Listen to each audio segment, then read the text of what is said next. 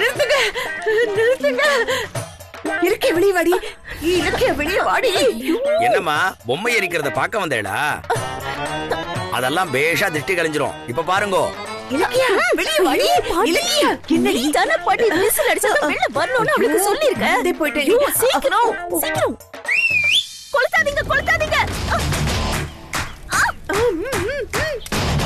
என்ன ஓய், பொம்மையில இருந்து பொண்ணு வருது. ஆமா ஓய். இலக்கியா எரியுது. இலக்கியா தாங்கடி. ஐயோ பாட்டி சீக்கிரமா போ பாட்டி.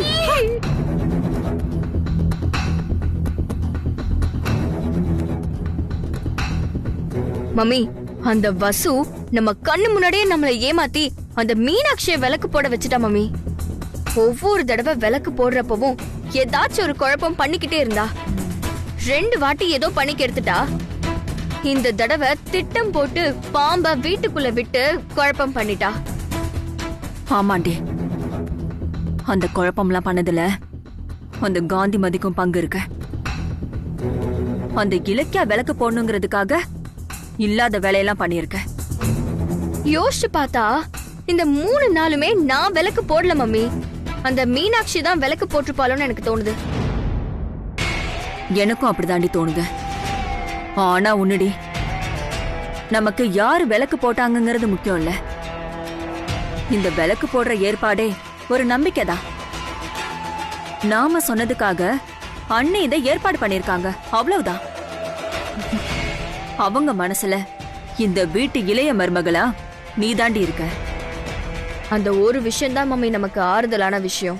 அது போதுண்டி. அண்ணியோட நம்பிக்கை ஒன்னத்தை வச்சு இந்த வீட்டுக்கு ஒன்ன மருமகளாக்கல நான் இந்திராணி இல்ல.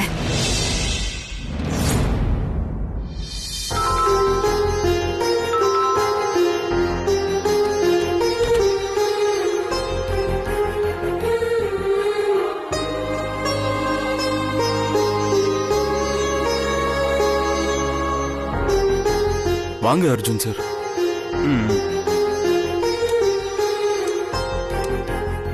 வாங்க சார், உட்காருங்க உட்காருங்க சார்.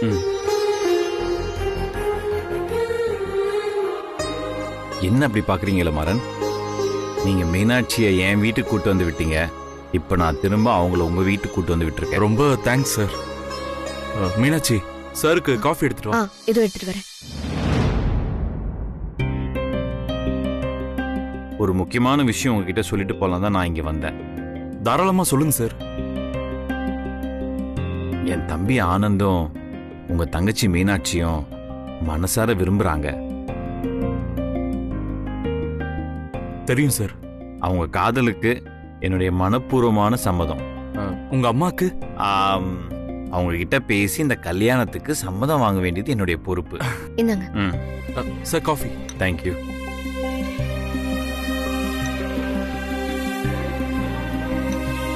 என் வீட்டுல வந்து நீங்க இத சொன்னதுல எனக்கு ரொம்ப சந்தோஷம் அர்ஜுன் சார். உங்க வீட்டுல என் தங்கச்சி வாழ்றதுக்கு ரொம்ப கொடுத்து வச்சிருக்கணும். நிறைய கசப்பான சம்பவங்கள் நடந்துருச்சு. அத நான் மனசுல வச்சுக்கல. நீங்களும் உங்க மனசுல வச்சுக்காதீங்க. இல்ல மாறன், நல்லது நடந்துதான் ஆகணும். கூடிய சீக்கிரத்துல நல்ல செய்தியோட உங்களை வந்து நான் மீட் பண்றேன்.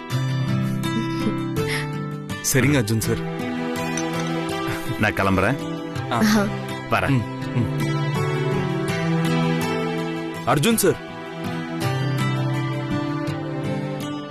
உங்க அம்மாவோட சம்மதத்துக்காக நாங்க காத்துட்டு இருக்கோம் சார். சின்ன வயசுல இருந்தே அவ ஆசைப்பட்ட எல்லாத்தையுமே நான் நிறைவேற்றி கொடுத்துருக்கேன். ஆனா இப்ப வந்திருக்க அவளோட கல்யாண கனவை என்னால மட்டும் நிறைவேற்ற முடியாது. அத நிறைவேற்றி கொடுக்க வேண்டிய பொறுப்பு உங்களோடதும் தான் சார். ஷுவர், அம்மா நிச்சயமா சம்மதிப்பாங்க. நான் சம்மதிக்க வைப்பேன். நான் கிளம்புறேன். சரிங்க சார். அண்ணா, இப்போ உனக்கு சந்தோஷம் தானே? ஆமாம்மா, ரொம்ப சந்தோஷமாவும் இருக்கு, மனசுக்கு நிறைவாவும் இருக்கு. ஆமா, அவங்க வீட்டுல நீ நல்லபடியா விளக்கேத்துனல? ஏத்துனா அர்ஜுன் சார் தான் ரொம்ப ஹெல்ப் பண்ணாரு. இனிமே எனக்கு வேற மாப்பிள்ளை பார்க்க உனக்கு அவசியம் இருக்காது. ஏய், என்ன கிண்டல் பண்றியா?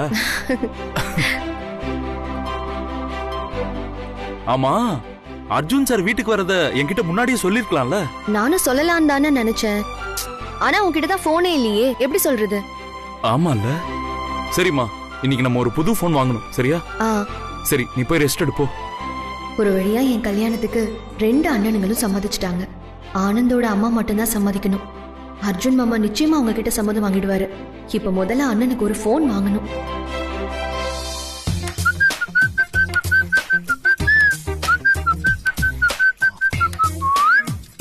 மீனாட்சியை வீட்டில் கொண்டு போய் டிராப் பண்ணிட்டு பூனை மாதிரி யாருக்கும் தெரியாம வரீங்களா? இதுல எனக்கு தெரியாதுங்கிற மாதிரி பில்டப் வேற. இப்ப பாருங்க என் விளையாட்ட. அர்ஜுன் சார், கரெக்டா வந்துட்டாலே. வாங்க சார், மீனாட்சி பிக்கப் பண்ணணும். ஏய், இப்பதான் டிராப் பண்ணேன், திருப்பி போய் பிக்கப் பண்ணிட்டு வரணுமா?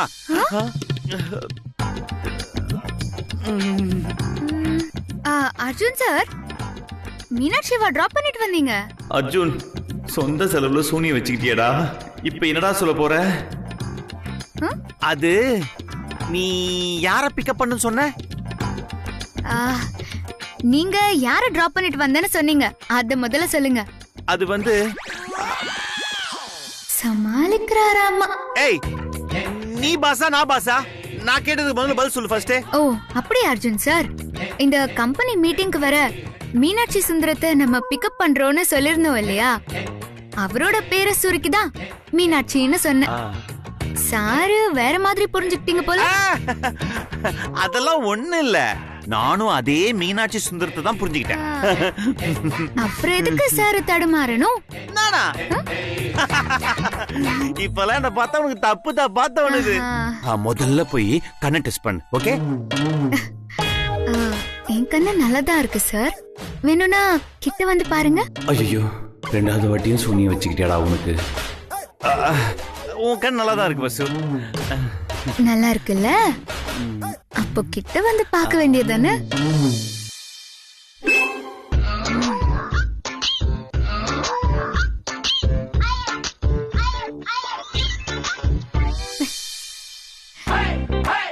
சரி, ஓகே, அதெல்லாம் நான் பாத்துக்கிறேன்.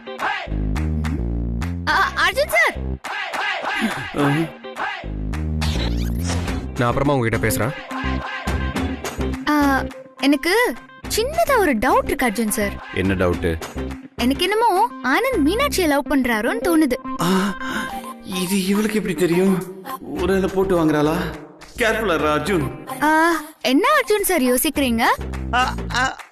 அதெல்லாம் ஒண்ணு இல்லையே. ஏன் தம்பி அப்படிலாம் பண்ண மாட்டான். ஓஹோ, ஏன் பண்ண மாட்டாரு? அவனுக்கு இந்த லவ் கிஃப்ட்லாம் அலர்ஜி பசு. ஆமா மாமா, உங்களுக்கு இருக்கிற அளவுக்கு அந்த விஷயத்துல அவருக்கு ஆர்வம் இல்லங்கறீங்களா? என்ன நீ நான் சொல்லாதெல்லாம் சொன்ன மாதிரி பில்டப் கொடுத்துட்டு இருக்க? அதெல்லாம் ஒண்ணும் இல்ல சொல்லிட்டேன்ல. எனக்கும் இந்த லவ் கிஃப்ட்லாம் ஒண்ணும் இல்ல. என் தம்பி இந்த மாதிரிலாம் பண்ண மாட்டான். ஏய், நான் கிழிச்ச கோட்டை தாண்ட மாட்டான், தெரியுமா? உனக்கு தெரியாது. எந்த புண்ணியம் ஏற எடுத்து கூட பார்க்க மாட்டான். ஓ ஆமா மாமா, உங்க தம்பி தங்க கம்பி தான். இப்ப நான் சொன்ன மேட்டரை ப்ரூவ் பண்ணி காமிக்கிறேன் பாருங்க. ஆனந்த், இங்க கொஞ்சம் வாங்கல. இங்க வாங்க ஆனந்த். என்னையா மேடம்? வாங்க, நீங்க தான் வாங்க. வாடா. ஏன் ஆனந்த், உங்களுக்கு நட்சத்திரா கூட நடக்க போற கல்யாணத்துல இன்ட்ரெஸ்டே இல்ல தானே? ஏய், எதுக்கு நீ தேவையில்லாம கேள்வி கேட்டுட்டு இருக்க? வேணுங்கிறத மட்டும் கேளு. சரி சரி. நீங்க மீனாட்சியை தானே லவ் பண்றீங்க?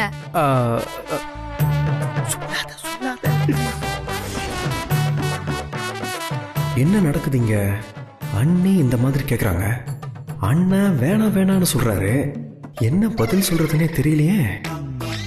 இது பாருங்க ஆனந்த், இது ஒரு பொண்ணோட மனசு சம்பந்தப்பட்ட மேட்டர். ஒரு பொண்ணு மனசுல வச்சுக்கிட்டு அத மூடி மறைக்கிறவங்க எல்லாம் காதல் கிரிமினலா. உங்க அண்ணன் இருக்காருன்னு யோசிக்காம பதில் சொல்லுங்க. உங்களுக்கு மீனாட்சி மேல இன்ட்ரெஸ்ட் இருந்தா என்கிட்ட சொல்லுங்க, நான் உங்க 2 பேரையும் சேர்த்து வைக்கிறேன். உங்களுக்கு மீனாட்சி மேல லவ் இருக்கா இல்லையா? சொல்டா, தைரியமா சொல்லு, சொல்டா. சொல்லுங்க ஆனந்த்.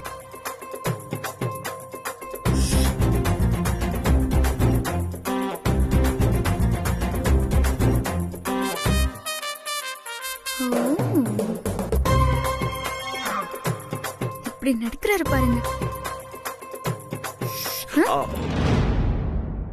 ஏய் சொல்டா, கேக்குறாங்கல்ல. அதெல்லாம் ஒன்றும் இல்லை மேடம். ஆஹா,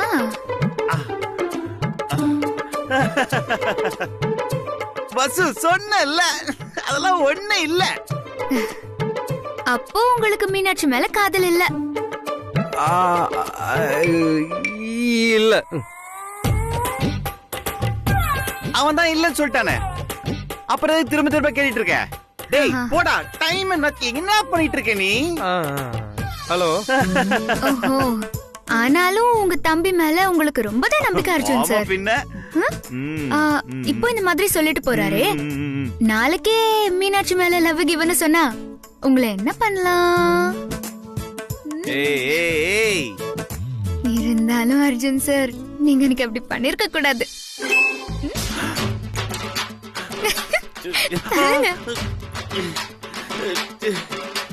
என்னதான் பண்ண நானு?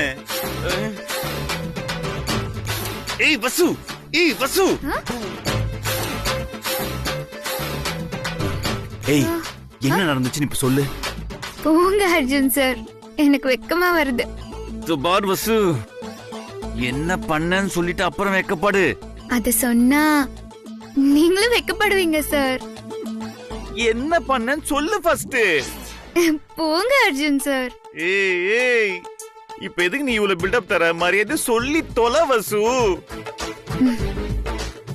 நீங்க ஒண்ணுமே பண்ணல அர்ஜுன் சார், போதுமா? என்னது, நான் ஒண்ணுமே பண்ணலையா? இதுக்குதான் நீ இவ்வளவு பில்டப் கொடுத்தியா? ஆமா அர்ஜுன் சார்.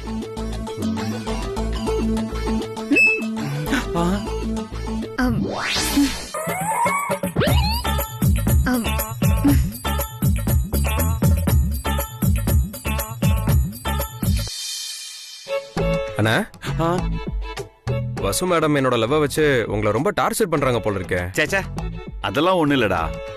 அவளுக்கு நம்ம குடும்பத்து மேல அவ்வளவு அக்கறை, அதனாலதான் இப்படிலாம் பண்றா.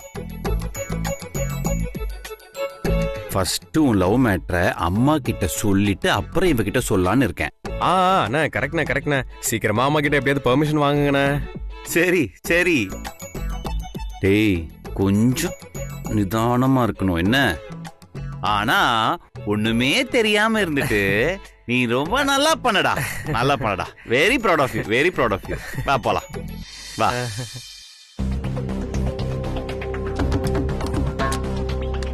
வாங்க மேடம். அண்ணா, எனக்கு சாம்சங் எம் சீரிஸ் மாடல்ல ஒரு போன் வேணும். ஒரு நிமிஷம் மேடம். மேடம், அந்த மாடல் இல்லையே மேடம். அந்த பிராண்ட்லயே லேட்டஸ்டா ஒரு மாடல் வந்திருக்கு. நீங்க வேணா அதை பாக்குறீங்களா? இல்லண்ணா, எனக்கு அந்த மாடல் தான் வேணும். சரி, நான் வேற கடையில பாத்துக்கிறேன். கொஞ்சம் இருங்க மேடம். நீங்க கேக்குற மாடல் இப்பெல்லாம் வர்றதில்ல. அந்த மாடல் செகண்ட் ஹேண்ட்ஸ் வேணா இருக்கு. செகண்ட் ஹேண்ட்ஸே புதுசு மாதிரி தான் இருக்கும். செகண்ட் ஹேண்ட்லாம் வேண்டாங்க, எனக்கு புது மொபைல் தான் வேணும். உங்களுக்கு பிடிச்சிருந்தா எடுத்துக்கோங்க, இல்லனா வேண்டாம். கொஞ்சம் வெயிட் பண்ணுங்க. இத பாருங்க மேடம், எல்லாம் புதுசாவே இருக்கு. நீங்க கேட்ட மாடல் தான் மேடம். நீங்க கையில வச்சிருக்க போன் நல்ல கண்டிஷன் தான். இத வாங்கிக்கோங்க, நல்லா இருக்கும்.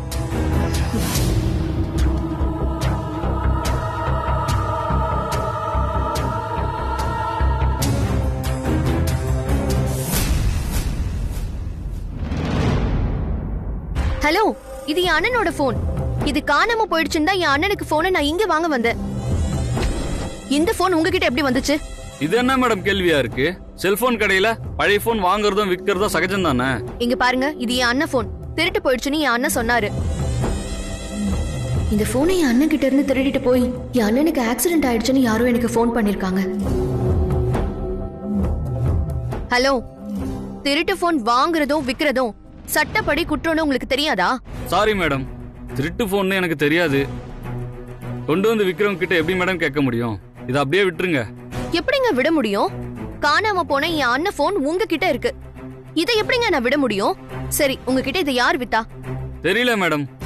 2 பொண்ணுங்க அவங்க போன் கொண்டு வந்து வித்தாங்க. அவங்க யாரு என்னெல்லாம் தெரியாது மேடம். 2 பொண்ணுங்களா? உங்க கடையில சிசிடிவி ஃபுட்டேஜ் இருக்கா? அதை கொஞ்சம் காட்டுறீங்களா? இதோ காட்டுறேன் மேடம்.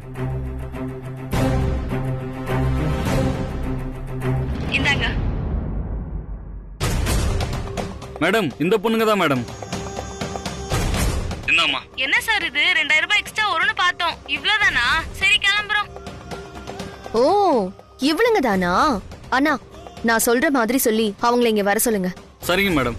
இங்க பாருங்க, உங்க போன் அதிக விலைக்கு வித்திருக்கு. நீங்க என்கிட்ட காசு எக்ஸ்ட்ராவா கேட்டீங்க. என்னால அப்ப உங்களுக்கு கொடுக்க முடியல. இன்னைக்கு நீங்க வாங்க, நான் உங்களுக்கு எக்ஸ்ட்ரா பணம் தரேன்னு அவங்க 2 பேரையும் கூப்பிடுங்க. அவங்க உடனே வந்துருவாங்க.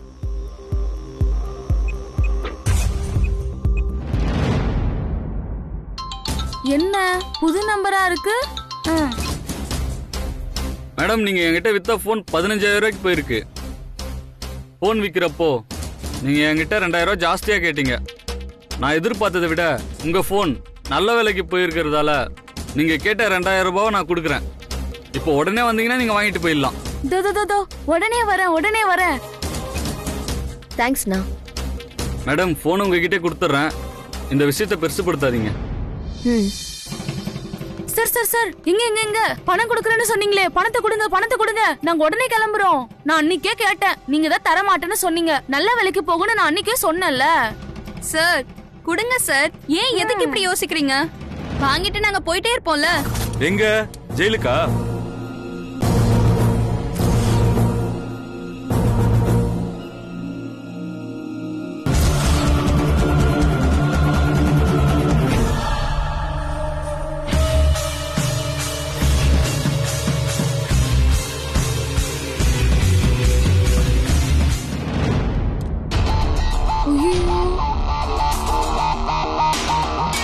உங்க போனுன்னு சொல்லி திருட்டு போனை கொண்டு வந்து என்கிட்ட விக்கிறீங்களா? உங்களுக்கு காசு தானே வேணும். அவங்க காசு கொடுப்பாங்க, வாங்கிக்கோங்க.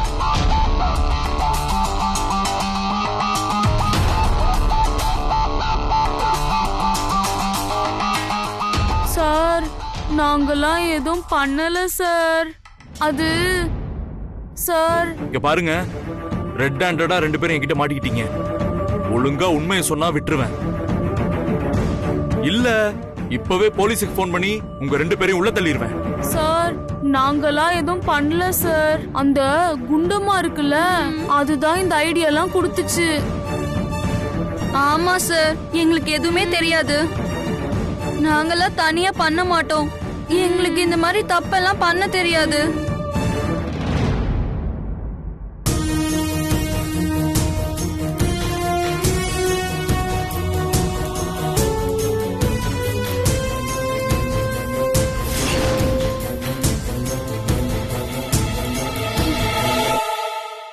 சார், நாங்க தான் உண்மையை சொல்லிட்டோமே. எங்களை மாட்டி விட்டுறாதீங்க சார், ப்ளீஸ் சார். மாட்டி விடல. இப்ப அர்ஜுன் சார் வீட்ல என்ன நடந்துட்டு இருக்கு சொல்லிருங்க, நான் உங்களை விட்டுறேன். இனியாவும் பாட்டியும் சேர்ந்துக்கிட்டு ஏகப்பட்ட பிளான் பண்றாங்க. இலக்கியாவை ஆனந்துக்கு கட்டி வைக்க திட்டம் போடுறாங்க. அதோட அன்னைக்கு வீட்ல ஒருத்தனை வர வச்சு உங்க தங்கச்சி மீனாட்சி அசிங்கப்படுத்தினது கூட இனியாவும் பாட்டியும் தான் காரணம்.